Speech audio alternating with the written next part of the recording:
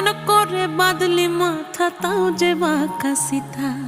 মেদিনীপুরে রায়না চিরন বাঁকুড়ার ওই ফিতা, আর যতন করে বাঁধলি মাথা তাও যে বাঁকা সিথা। পেছ পাড়িয়া রাজ